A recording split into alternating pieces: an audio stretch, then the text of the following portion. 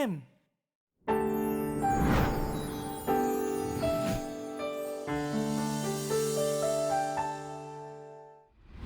Bismillahirrahmanirrahim.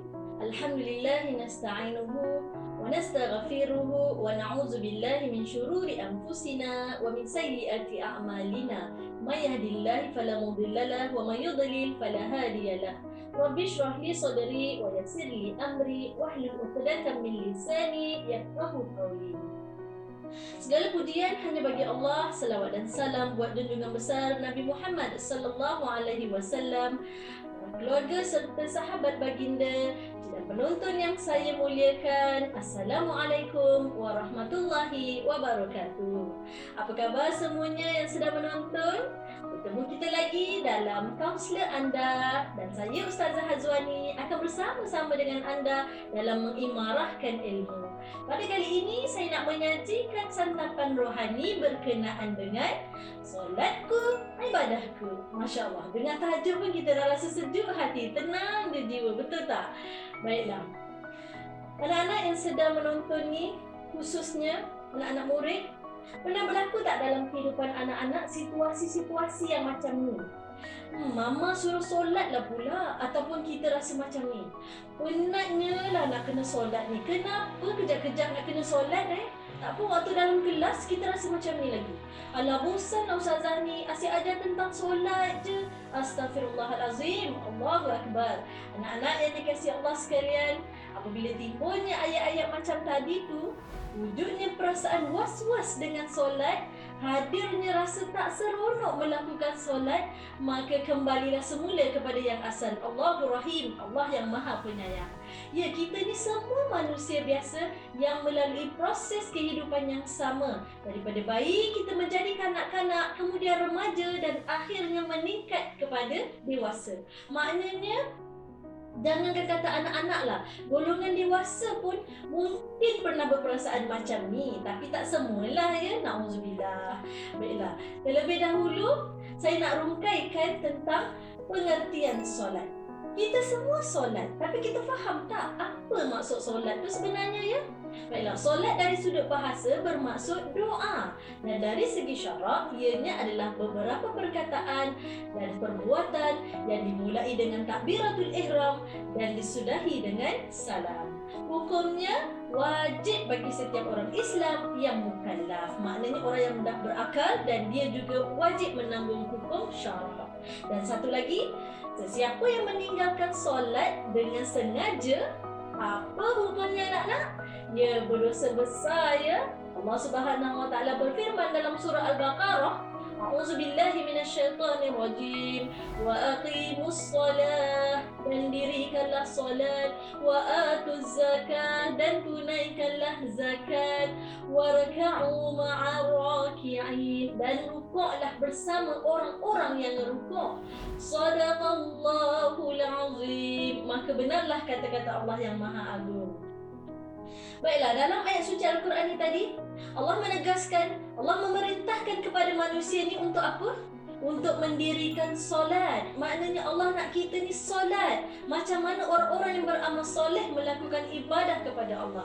Inilah salah satu tanda kita sebagai makhluk yang diciptakan oleh Allah Subhanahu wa taala nak buktikan kepatuhan kita kepada pencipta sekalian alam ni. Subhanallah. Maknanya di sini, sesiapa yang tak solat ni, merekalah yang derhaka kepada Allah, wa na'udzubillah.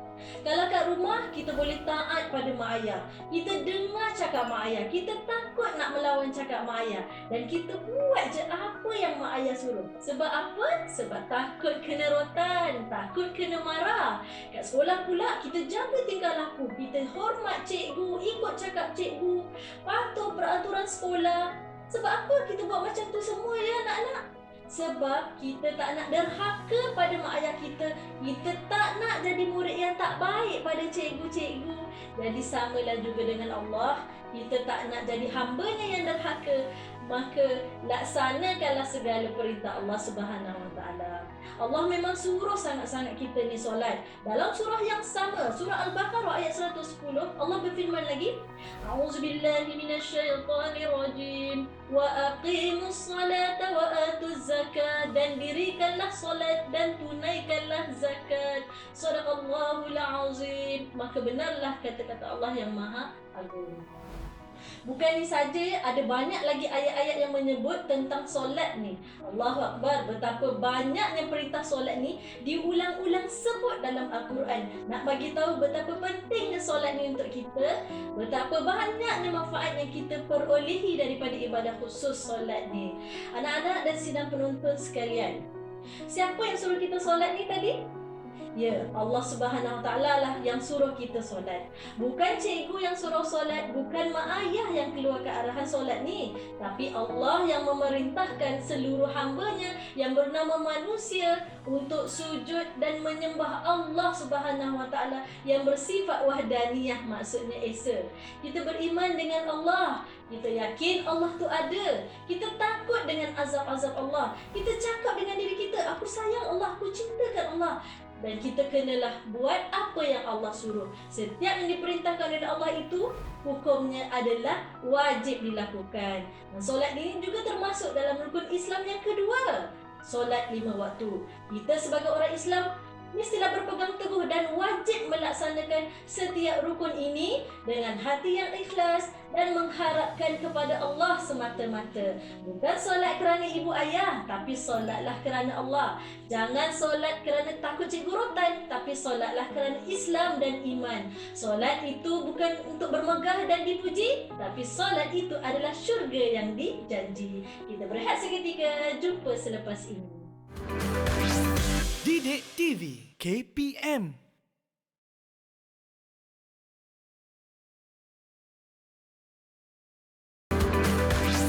Didik TV KPM. Bertemu kita kembali dengan santapan rohani solatku, ibadahku. Anak-anak sidang penonton yang dirahmati Allah sekalian, saya nak sambung ayat yang saya bacakan tadi dalam surah Al-Baqarah ayat 110. Allah Subhanahu Wa Taala berfirman yang bermaksud, dan dirikanlah solat dan tunaikanlah zakat, dan segala kebaikan yang kamu kerjakan untuk dirimu, kamu akan mendapat pahala di sisi Allah. Sesungguhnya Allah Maha melihat setiap apa yang kamu kerjakan. Sadaqallahul azim. Solat ni ibarat tiang. Umpama sebuah rumah yang tak ada tiang, pasti akan goyah dan robohnya rumah tu kan. Begitulah juga dengan agama, yang tanpanya solat pasti akan goyah dan runtuhlah agama tu. Inilah dia tujuan utama kita solat, dan tertegaknya Islam itu adalah daripada ibadah solat. Bayangkanlah 5 kali sehari kita berhubung dengan Allah ni. Kita sujud, kita sembah, kita mohon keampunan daripadanya. Kita yakin bahawa Allah sentiasa melihat dan mendengar rayuan kita. Kerana solat tu merupakan doa kan. Waktu kita angkat tangan, kita ucap kalimah takbiratul ihram ni, kita sebut Allahu Akbar, Allah Maha Besar. Kita angkat tangan tu apa? Tanda kita berserah diri kita sepenuhnya kepada Allah. Kita tinggalkan segala kerja kita tadi. Kita tinggalkan dapur, tinggalkan laptop, handphone, TV, dan kita berserah diri kepada Allah Subhanahu Wa Taala. Allahu Akbar. Inilah bukti penyerahan diri kita kepada Allah. Kemudian ketika kita solat, perasan tak? Kita berikrar dalam doa iftitah. Inna solati, sesungguhnya solatku, wa nusuki, dan ibadahku, wa mahyaya, dan hidupku, wa mamati, dan matiku, lillahi rabbil alamin, kerana Allah Tuhan sekalian alam. Inilah ayat yang telah diwahyukan oleh Allah dalam surah Al-An'am ayat 162. Bukan tu je ya, kita memuji Allah ketika kita melakukan rukuk, iktidal dan sujud. Kemudian kita doa pula dalam duduk antara dua sujud. Kita baca doa kunut.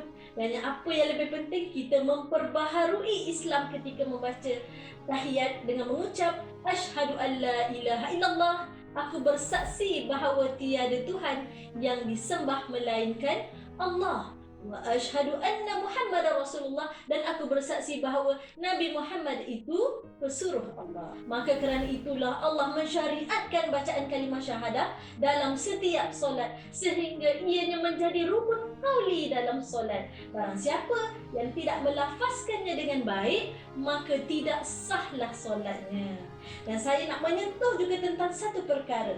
Pernah tak kadang-kadang kita rasa macam Allah tu jauh daripada kita? Macam doa kita pun Allah tak dengar je kan.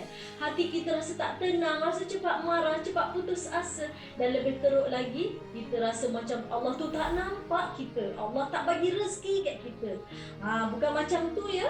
Dalam surah Toha ayat 14, Allah berfirman yang bermaksud, sesungguhnya aku ini adalah Allah, tidak ada Tuhan selain aku.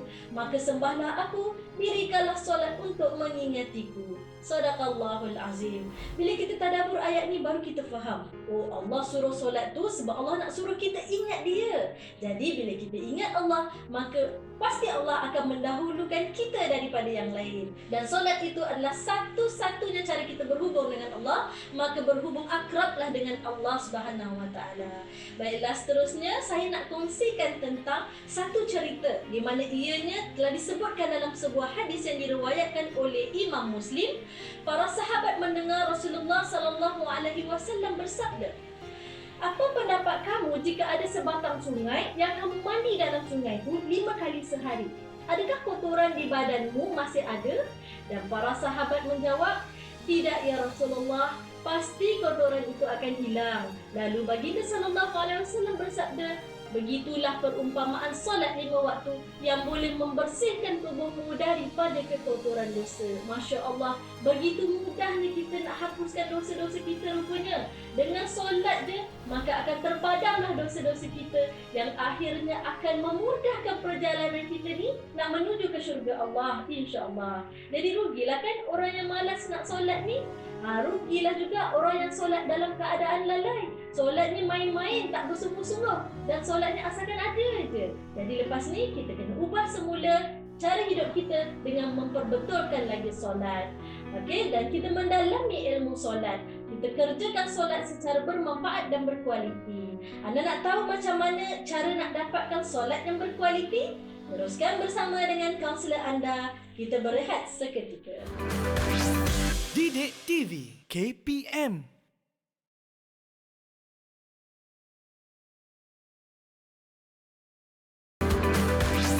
Didik TV KPM. Terima kasih kerana masih setia bersama kaunselor anda. Kini kita telah sampai kepada kemuncak topik solatku, ibadahku. Sidang penonton yang diredai Allah sekalian, bermacam-macam tujuan dan manfaat yang kita boleh dapat daripada solat ni, dengan syarat solat yang didirikan mestilah sah, atau dalam kata lainnya solat yang berkualiti. Untuk mendapatkan solat yang berkualiti, kita bukan je kena belajar cara solat, ikut je pergerakan macam orang lain buat, tapi kita kena faham apa yang kita baca dalam solat tu. Kita kena tahu apa kelebihan rukun-rukun solat supaya solat kita akan jadi lebih mantap dan sangat cantik hasilnya. Masya Allah. Best kan? Sebab apa? Allah tak pernah sebut pun tentang berapa banyak pahala yang kita boleh dapat setiap kali kita solat. Jadi agak-agaknya kita nak nilai dalam kategori solat yang macam mana? Mestilah solat yang tinggi juga nilainya kan?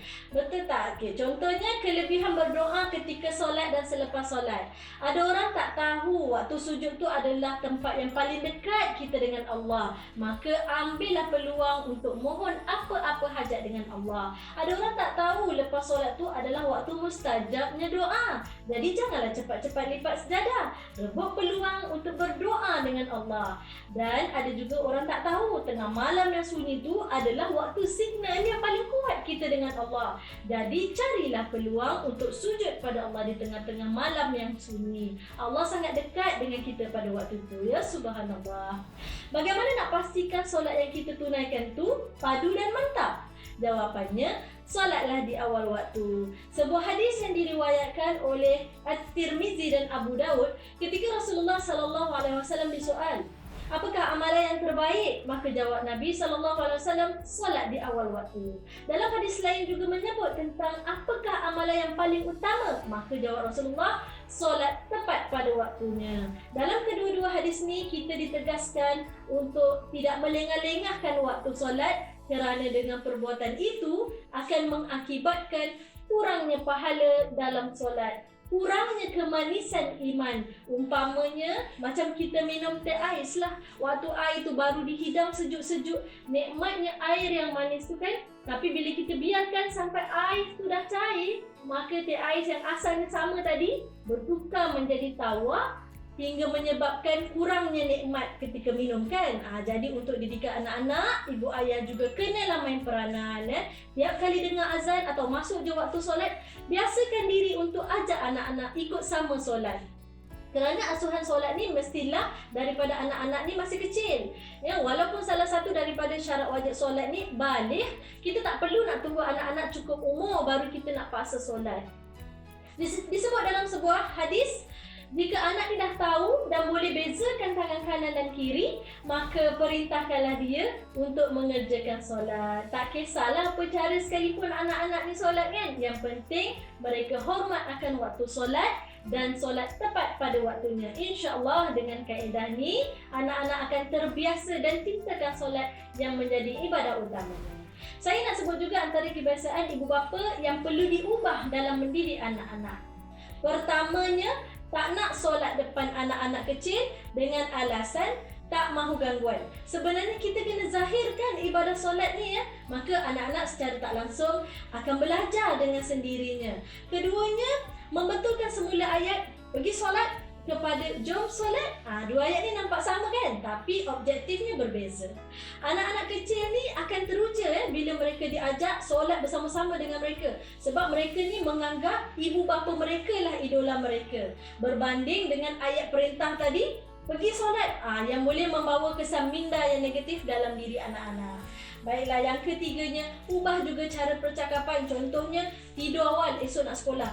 Tapi kita tukarkan pula kepada tidur awal esok nak solat subuh. Atau selainnya lah, cepat bersiap dah nak masuk waktu solat ni. Maknanya kat sini, kita biasakan pemikiran anak-anak kita dengan perkataan solat ni. Supaya anak-anak ni dapat tanam rasa tanggungjawab mereka terhadap solat. Dan yang terakhir, menyediakan carta solat untuk anak-anak yang dah boleh buat pergerakan solat dengan betul.